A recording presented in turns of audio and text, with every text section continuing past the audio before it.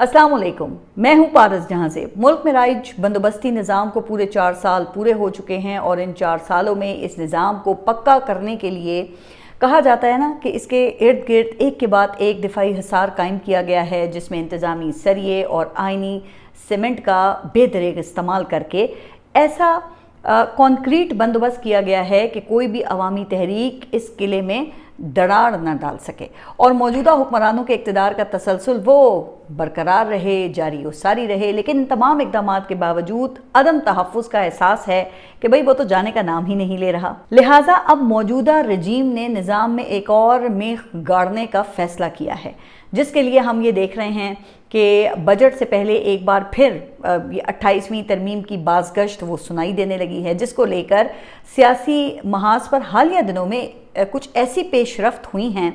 जिससे लगा ये कि हुक्मरान इत्तेहाद में मफादात का टकराव वो शुरू हो गया है, जिससे तासुर ये मिला कि शायद इससे पाकिस्तान तहरीक इंसाफ के लिए कोई सियासी राह ओपन हो सकती है। फिर जब पीपल्स पार्टी के गवर्नर और पाकिस्तान तहरीक इंसाफ की पार्लिमानी कमेटी के दरमियान वो मुलाकात हुई तो इस तासुर को फिर मज़ीद तक़वियत मिली, जिसके बाद सुप्रीम कोर्ट में उज़्मा खान की जानिब से एक अपील दायर हो गई, जिसमें इमरान खान की हॉस्पिटल मुंतकली के लिए इस्लामाबाद हाई कोर्ट के फैसले को चैलेंज किया गया। अच्छा, इन अहम डेवलपमेंट्स के रोनमा होते ही फिर हमने ये देखा कि वज़ीर आज़म अपने साथ एक वफ्द लेके हाज़िरी देने वो ऐवान सदर पहुँच गए, जिनमें मियाँ मोहम्मद नवाज शरीफ की प्रॉक्सी इसाक डार, मौजूदा निज़ाम के वो कानूनी जादूगर आज़म नज़ीर तारड़ और उनके साथ इस जादूगरी निज़ाम के पार्लिमानी सहूलतकार स्पीकर अयाज सादिक और फिर सबसे अहम मौजूदा निज़ाम के लिए तुर्क का पत्ता समझे जाने वाले और बज़ाहिर मौजूदा हुकूमती बंदोबस्त के वाहिद ज़ामिन मोहसिन नकवी शामिल थे। तो अब इस बहानमती के कुनबे को लेकर ऐवान सदर जाने की ज़रूरत भाई आखिर क्यों पेश आई, तो ये समझने के लिए ये किसी रॉकेट साइंस की ज़रूरत नहीं है, क्योंकि इससे पहले ये वन कॉन्स्टिट्यूशन एवेन्यू के मामले पर नून लीग और मोहसिन नकवी और करप्शन केसेस के मामले पर पीपल्स पार्टी और नैब के दरमियान एक राउंड चल चुका था। अच्छा, अब रह गया सवाल ये कि वहाँ क्या मामला डिस्कस हुआ। तो इस हवाले से लेगेसी मीडिया को एक मज़ा खेज़ खबर फीड की गई, जिसमें बताया गया कि मुलाकात में सदर मुमलिकत ने महंगाई के दबाव में कमी और आवाम को रिलीफ देने पर जोर दिया है। अब बज़ाहिर तो ये बात ये मजाक लगती है, लेकिन इस मजाक से कम एक बात तो कन्फर्म हुई है कि मुलाकात में दबाव, रिलीफ और माल पानी का मामला वो ज़ेर बहस आया है। दूसरी बात का अंदाज़ा आप खुद लगा सकते हैं, क्योंकि अगर आवाम के दुख दर्द की बात होती तो वज़ीर आज़म आसिफ अली ज़रदारी से मिलने के बजाय भाई पार्लियामेंट में खड़े होकर या किसी प्रेस कॉन्फ्रेंस के ज़रिए फिर वो आवाम से रुजू करते ना, उन्हें मौजूदा सूरत हाल पर एतमाद में लेते। लेकिन जनाब ऐसा तो कुछ भी नहीं हुआ, जिससे फिर ये बात वाज़ेह हो गई कि मसला आवाम का नहीं है बल्कि मसला है खवास का, जो गुज़िश्ता 8 दहाइयों से जारी है, जिसके लिए आवाम का सिर्फ नाम ही इस्तेमाल किया जाता है। और शायद इसी वजह से अब कहा जाता है कि मौजूदा बंदोबस्ती निज़ाम को दवाम देने के लिए 28वीं तरमीम एक नागुज़ीर ज़रूरत बन चुकी है, जिसे हर सूरत में पास कराया जाएगा, क्योंकि ये निज़ाम आवाम का खून निचोड़ने के बाद भी मुआशी तौर पे आप देखें ना कि इस हद तक खोखला हो चुका है कि अगर वसाइल की तकसीम का फार्मूला वो फौरी तौर पर ना बदला गया तो फिर अपने ही वज़न पर गिरने का ख़तरा है। लिहाजा मौजूदा हुक्मरानों के इक़्तिदार को तसलसल देने के लिए मुआशी ज़मानत के बंदोबस्त पर काम वो तेज़ हो गया है, जिसे इस निज़ाम की तर्जुमानी करने वाले जो ये तज्ज़ियाकार हैं ना, वो ताकत के ऐवानों का अनफिनिश्ड एजेंडा करार देते हैं। और अब वो एजेंडा क्या है और इसको बरूए कार लाने के लिए किस तरह की फिर कैरेट एंड स्टिक पॉलिसी तरतीब दी गई है, तो इस पर मज़ीद बात मैं आगे चलकर करती हूँ। लेकिन नई गेम की वजह से हालात वो ऐसे मोड़ पर आ गए हैं जहाँ एक बार फिर मुख्तलिफ स्टेक होल्डर्स की जानिब से पाकिस्तान तहरीक इंसाफ को इस वक्त इंगेज करने की कोशिशें नज़र आने लगी हैं। अच्छा, अब इन कोशिशों का मकसद क्या है, तो हमारे हुक्मरानों के माजी को सामने रखते हुए वही पहला गुमान तो यही होता है ना कि हुकूमती जमातें और निज़ाम के दीगर जो स्टेक होल्डर्स हैं वो पाकिस्तान तहरीक इंसाफ को इंगेज करके अपने सियासी ऑप्शंस को ओपन रखने का तासुर दे रहे हैं, ताकि फिर ज़्यादा से ज़्यादा हिस्सा वो वसूल किया जा सके। या फिर हो सकता है कि इस निज़ाम के असल स्टेक होल्डर्स को ये एहसास हो गया हो कि मौजूदा हुक्मरानों की मुर्दा सियासत का जनाजा अब मज़ीद उठाने के काबिल नहीं रहा, जिसके लिए फिर पाकिस्तान तहरीक इंसाफ को इंगेज किया जा रहा है। तो अब इसमें से फिर कौन सी वजह है, तो फ़िलहाल हतमी तौर पे तो देखें कुछ भी नहीं कहा जा सकता, लेकिन अगर वाकई अगर पाकिस्तान तहरीक इंसाफ को सियासी स्पेस देना मकसूद है تو اس کا پھر ایک ہی لٹمس ٹیسٹ ہے اور وہ ہے عمران خان کے ساتھ رکھا جانے والا سلوک۔ تو کیا اس میں کوئی تبدیلی آئی ہے؟ تو بھئی ابھی تک تو کچھ ایسا دکھائی نہیں دیا۔ اچھا، پھر گزشتہ روز ایک بار پھر عمران خان کی فیملی کو آپ نے دیکھا کہ ان سے ملنے کی اجازت نہیں دی گئی، اور اسی طرح پھر بشریٰ بی بی کی بیٹی کی جانب سے اڈیالہ جیل کی انتظامیہ کو ایک عدالتی حکم کے تحت درخواست دی گئی تھی جس میں ان سے ملاقات کی اجازت دینے کی استدعا کی گئی تھی، لیکن بذریعہ ہائی کورٹ دی جانے والی یہ جو درخواست تھی اس کو بھی مسترد کر دیا گیا، اور جیل سپرنٹینڈنٹ وہ اتنے زیادہ طاقتور ثابت ہوئے کہ ان کے سامنے ہائی کورٹ کے جج بھی التجا کرتے ہی رہ گئے۔ اب جیل سپرنٹینڈنٹ نے اس حوالے سے ہائی کورٹ میں جو جواب جمع کرایا نا، اس سے تو بالکل واضح یہ ہو گیا کہ موجودہ رجیم کی عمران خان سے متعلق پالیسی میں ذرہ برابر بھی کوئی تبدیلی نہیں آئی ہے، کیونکہ ملاقات کی درخواست مسترد کرتے ہوئے اڈیالہ جیل کے سپرنٹینڈنٹ نے یہ اعتراض لگایا کہ ملاقات کے بعد بشریٰ بی بی کی بیٹی سیاسی گفتگو کرتی ہیں اور ان کی بہن مریم وٹو وہ ٹویٹس کرتی ہیں، لہٰذا ملاقات کی اجازت وہ نہیں دی جا سکتی۔ اچھا، پھر انٹرسٹنگ صورتحال اس وقت پیدا ہوئی جب جیل سپرنٹینڈنٹ کے اس جواب پر عدالت میں پاکستان تحریک انصاف کے وکیل، ایڈوکیٹ جنرل اور جج کے درمیان مکالمہ ہوا، جس سے پھر یہ بات کھل کر سامنے آ گئی کہ عمران خان سے جڑے کسی بھی معاملے پر موجودہ عدالتوں کے پاس آزادانہ فیصلہ کرنے کا کتنا اختیار ہے۔ اچھا، ہوا یہ کہ جیلر کے جواب پر بشریٰ بی بی کی بیٹی کے جو وکیل ہیں سلمان اکرم راجہ، انہوں نے یہ اعتراض اٹھایا کہ مریم وٹو تو بیرون ملک رہتی ہیں اور وہ کبھی اڈیالہ جیل گئی ہی نہیں ہیں، لہٰذا کسی تیسرے فرد کے ٹویٹس کی بنیاد پر بیٹی کو ملاقات سے کیسے روکا جا سکتا ہے، جس پر جج صاحب نے سرکاری وکیل کو یہ کہا کہ آپ ان سے اس سے متعلق بیان حلفی لے لیں۔ پھر دوسرے الفاظ میں اس بات کی تحریری ضمانت یعنی کہ لے لیں کہ آئندہ کوئی سیاسی ٹویٹ نہیں ہوگا، لیکن سرکاری وکیل نے بجائے اس اعتراض کو دور کرنے کے وہ فوراً سسٹم کو ڈھال بنا لیا اور پھر وہ آئیں بائیں شائیں کرنے لگے کہ ہم نے ہمیشہ کے لیے پابندی نہیں لگائی ہے، جیل میں 7200 قیدی ہیں، سب کی ملاقاتیں دیکھنی ہوتی ہیں جو کہ پریزن مینجمنٹ سسٹم کے تحت ہوتی ہیں، ہم نے پورا سسٹم دیکھنا ہوتا ہے، وغیرہ وغیرہ وغیرہ۔ تو اب اگر سرکاری وکیل کی اس رام لیلا کو اگر میں سادہ الفاظ میں بیان کروں تو پھر اس کا ایک ہی مطلب سمجھ میں آتا ہے، اور وہ یہ کہ عمران خان اور بشریٰ بی بی سے ملاقاتیں کروانا وہ سسٹم کا استحقاق ہے اور ہمارا کام وہ صرف سسٹم کو فالو کرنا ہے، اور یہی وجہ ہے کہ پھر جج صاحب نے بھی سسٹم کو فالو کرنا ہی مناسب سمجھا، لیکن جاتے جاتے تاریخی کلمات کہے۔ اب تاریخی اس لیے کہ نہ کہتے ہوئے بھی وہ سب کہہ گئے۔ جج صاحب نے یہ کہا کہ یہ تو بہت اچھا سسٹم ہے، ہم اس کے طریقہ کار کو سمجھنا چاہتے ہیں، ہمیں ایک دوسرے سے فیئر ہونا چاہیے، آپ جیل مینول کے مطابق ہی کام کریں اور ہم جلد بازی میں اس درخواست پر فیصلہ نہیں کریں گے، لہٰذا ہمیں ٹھیک طریقے سے پورے سسٹم کو سمجھ کر فیصلہ کرنے دیں، لیکن آپ کے لیے اس دوران جب ممکن ہو بشریٰ بی بی سے بیٹی کی ملاقات کروا دیں۔ لیکن دیکھیں، اب یہاں پر ایک سوال تو اٹھتا ہے نا کہ اگر سرکاری وکیل کی جانب سے سسٹم کی دی گئی دلیل وہ اتنی وزنی اور قانونی تھی تو پھر ملاقات کروانے کی التجا کیوں کی گئی، اور اگر دلیل میں وزن ہی نہیں تھا تو پھر براہ راست حکم کیوں نہیں دیا؟ تو وہ اس لیے کہ جج صاحب کو بھی اچھی طرح سے یہ پتا ہے کہ اگر وہ حکم دے بھی دیں گے تو جیلر کے کان پر تو جوں تک نہیں رینگنی، اور وہ جیلر کا ظاہر ہے کچھ بگاڑ بھی نہیں سکتے ہیں، کیونکہ اب آپ کو پتا ہے نا کہ پھر اسی جیلر نے اسی ہائی کورٹ کا 1 سال پہلے دیا گیا جو فیصلہ تھا وہ ردی کی ٹوکری میں ڈال رکھا ہے، جس کے تحت عمران خان سے ہفتہ وار 2 ملاقاتوں کی اجازت دی گئی تھی، لہٰذا جج صاحب نے پھر اسی میں عافیت سمجھی کہ سسٹم کو سمجھنے کے لیے مزید وقت لیں کہ آخر عمران خان سے یہ سسٹم چاہتا کیا ہے۔ تو اب اس سنگین صورتحال میں عمران خان سے پھر فیملی کی جو ملاقاتیں ہیں وہ کیسے بحال ہوں گی، اور عمران خان کو فیملی فزیشین کی موجودگی میں علاج کی جو سہولت ہے وہ کب دی جائے گی؟ تو کہا یہ جا رہا ہے کہ اس کے لیے پاکستان تحریک انصاف کو بطور جماعت ایک متفقہ حکمت عملی اپنانی ہوگی، پی ٹی آئی کو ایک فیصلہ کرنا ہوگا، جیسے کہ گزشتہ روز اڈیالہ جیل کے باہر یہ پی ٹی آئی کے مرکزی اور صوبائی اسمبلیوں کے اکثر اراکین پہنچے اور یکجہتی کا انہوں نے اظہار کیا، جو کہ آپ نے دیکھا کہ کافی دن بعد پھر یہ دیکھنے کو ملا ہے، جہاں پر وزیر اعلیٰ خیبر پختونخوا وہ کافی عرصے کے بعد اپنے ایم پی ایس کے ساتھ پہنچے۔ اب عملی طور پر دیکھا جائے تو وہاں پر جا کر بیٹھنے سے کوئی زیادہ فرق نہیں پڑتا، کیونکہ یہ چند درجن یا 100 لوگ وہاں 1 ماہ تک بھی بیٹھے رہیں تو ظاہر انتظامیہ کو تو اس سے کوئی خطرہ نہیں ہے نا، وہ جب چاہیں گے نقص امن کی بنیاد پر وہاں سے انہیں زبردستی اٹھا دیں گے، جیسا کہ ہم ماضی قریب میں بھی یہ سب کچھ دیکھ چکے ہیں کہ وہ کیسے واٹر کینن اور آنسو گیس اور لاٹھی چارج کا بے دریغ استعمال کیا جاتا رہا ہے، اور پھر 600 لوگوں کے احتجاج سے نمٹنا تو ویسے بھی آپ کو پتہ ہے کہ پنجاب پولیس کے لیے کوئی اتنی بڑی بات تو نہیں ہے، اور پھر اڈیالہ کے باہر مخصوص تعداد میں زیادہ تر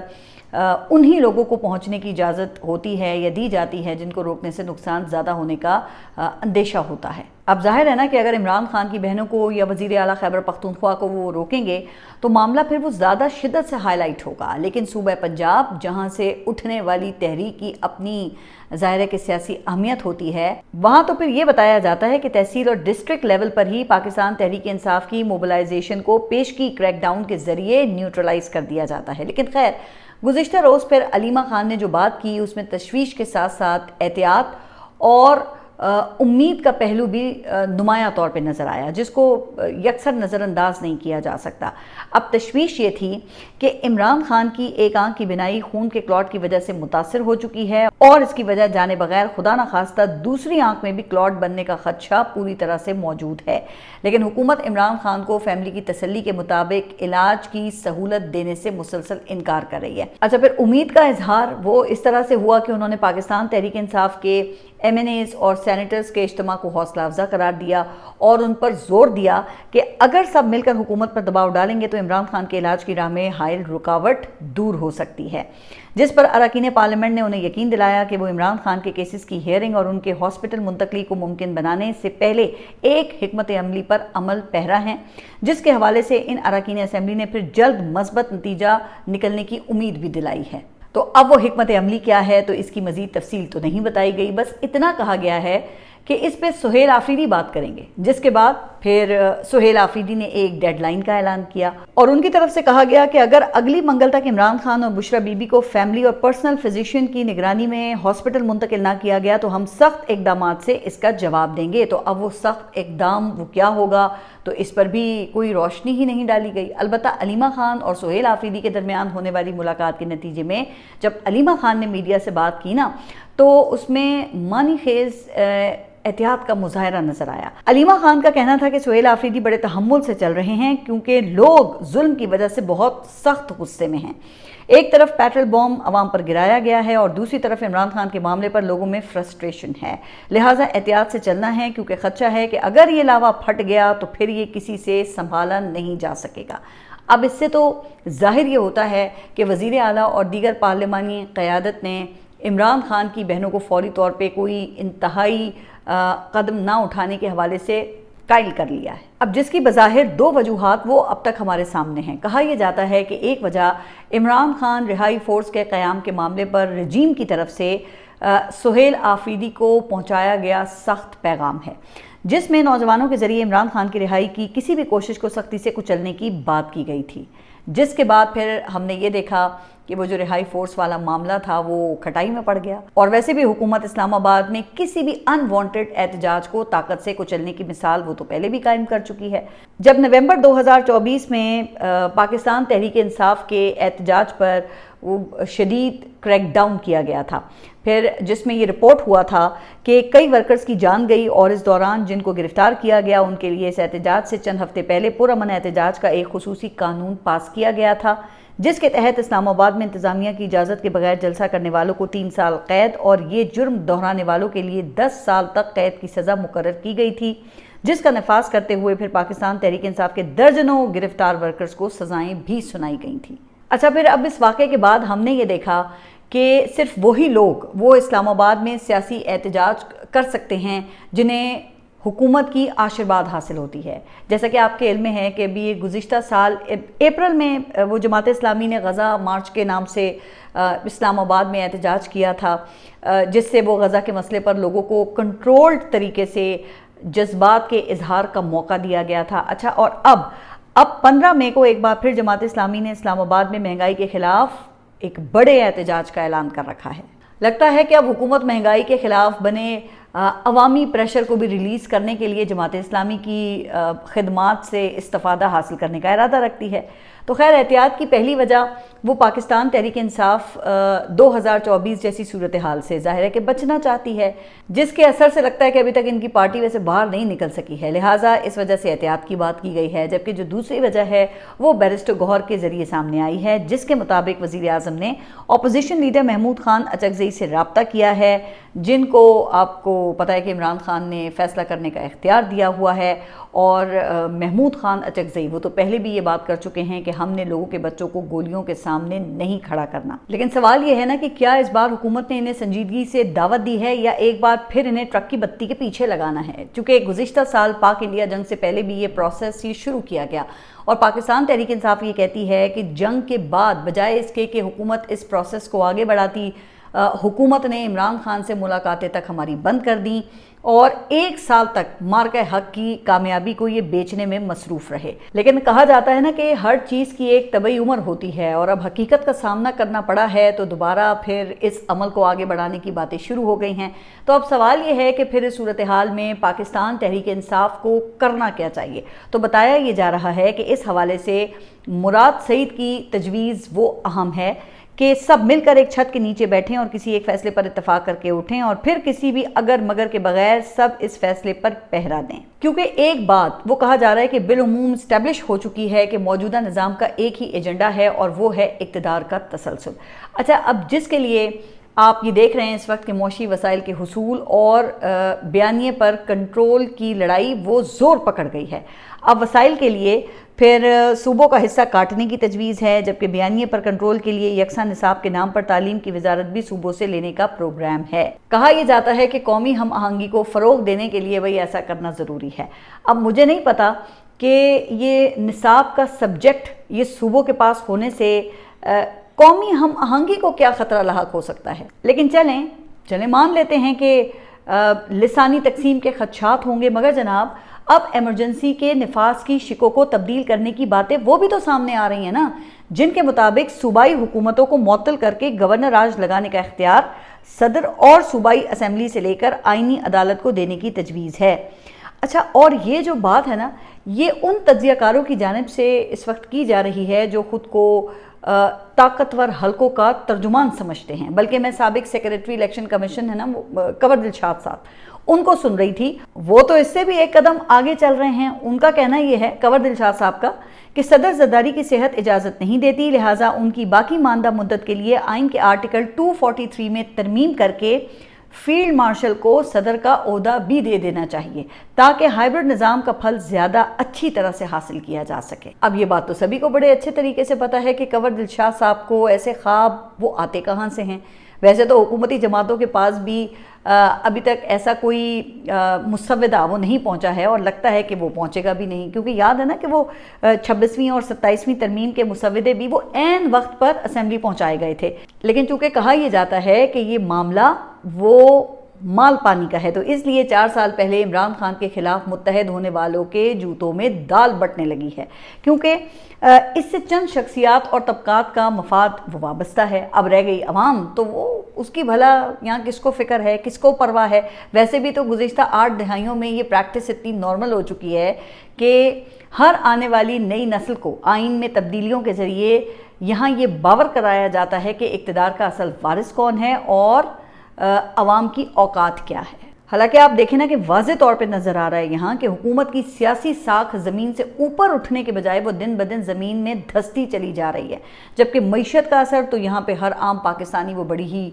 شدت سے محسوس کر رہا ہے، اور وزیر اعظم کی طرف سے معیشت پر رکھے بھاری پتھر کے نیچے وہ بمشکل سانس لینے پر مجبور ہے۔ اب کہا یہ جاتا ہے کہ یہ IMF کی ٹیم جو ہے وہ پاکستان آ رہی ہے، اور جس کے سامنے پھر حکومت ایک اور عوام کچھ بجٹ رکھے گی اور اس پر پھر وہ IMF کی مہر لگوائے گی، اور یہ کہہ کر پھر وہ عوام پر اس بجٹ کو نافذ کرے گی کہ بھئی یہ تو IMF پروگرام کی مجبوری ہے۔ ابھی دیکھیں نا، یہ حال ہی میں یہ پیٹرول اور ڈیزل پر مجموعی لیوی یہ 160 روپے فی لیٹر کرنے کے بعد پھر ہمیں یہ بتایا گیا کہ بھئی یہ تو IMF کی شرط تھی، مگر حکومت کو یہ بتانے کی اخلاقی جرت نہیں ہوئی کہ IMF نے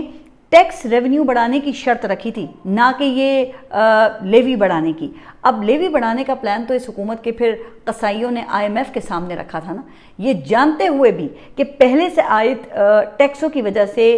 ایک عام آدمی کی یہاں پر جو قوت خرید ہے بھائی وہ تو پہلے ہی جواب دے چکی ہے، تباہ ہو چکی ہے وہ، اور سروائیول کے لیے یہ غربت کا شکار آدھی سے زائد آبادی وہ تو پہلے ہی صرف روٹی کے چکر میں ہی یہاں پہ لگی رہتی ہے۔ اب جو تھوڑی بہت یہ لوور مڈل کلاس بچی ہے نا، اس کو بھی پھر پیٹ بھرنے کے لیے تعلیم، صحت اور روزگار کی قربانی دینا پڑ رہی ہے،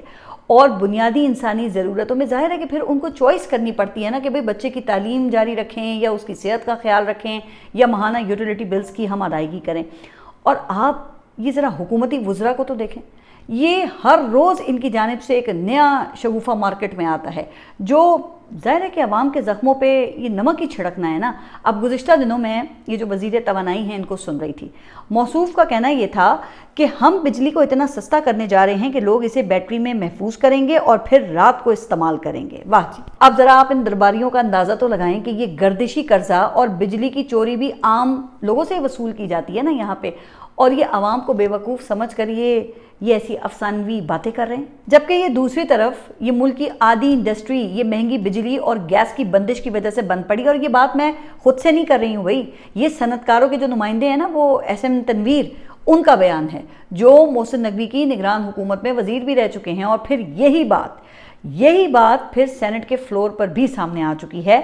کہ بجلی گیس کی قیمتیں وہ ڈبل ہو چکی ہیں، لیکن اس کے باوجود گردشی قرضے میں اضافہ ہوا ہے، جبکہ ایکسپورٹس میں 4 ارب ڈالر کی نمایاں کمی واقع ہو چکی ہے۔ لیکن جناب وزراء کی ڈھٹائی وہ اسی طرح سے جاری ہے، جسے دیکھ کر پھر ایک ہی بات سمجھ میں آتی ہے نا کہ انہوں نے عوام کو خود سے بھی زیادہ ڈھیٹ سمجھ رکھا ہے، جس پر ان کا ایک ہی خیال ہے نا کہ ان پہ جتنا بھی بوجھ ڈالیں گے یہ چپ کر برداشت کریں گے، نہ یہ مریں گے نہ یہ جی سکیں گے، احتجاج کر کے اس بوجھ سے نجات بھی نہیں حاصل کریں گے۔ اس لیے ظاہر ہے کہ پھر یہ سلسلہ جاری رہے گا، اور کہا یہ جاتا ہے کہ اس وقت تک جاری رہے گا جب تک عوام یا حکمرانوں دونوں میں سے کم از کم کسی ایک کی سوچ نہیں بدلتی۔ آپ سب اپنا خیال رکھیے، اور اگلے ولاگ تک کے لیے اللہ حافظ۔